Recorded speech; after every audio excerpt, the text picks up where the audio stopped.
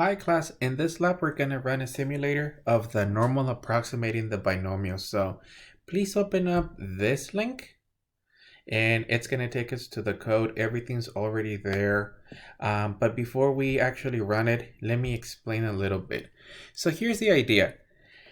We're going to have on the background a binomial problem whose actual variables happen to be integers. So whenever we talk about the binomial, the random variable is going to be 0, 1, 2, and then it has a maximum value. So we're talking about integers. We're not allowed to have decimals within the binomial. And the basic idea here is that, well, certain problems, you can actually see that they're bell-shaped.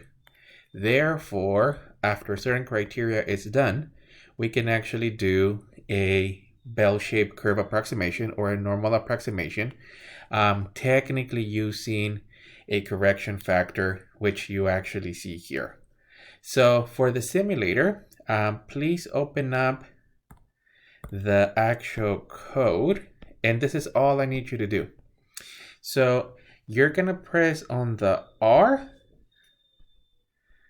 and the actual A, and then capture any picture as long as it has the normal approximation.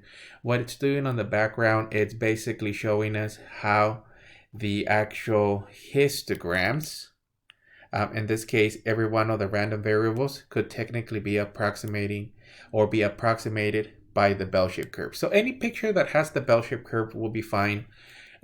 In this case, this is just reinforcing the concept that a distribution that is based on, in this case, bars or a bar graph can be approximated by the bell-shaped curve. So any picture, once you hit, any picture will be fine that has the normal approximation.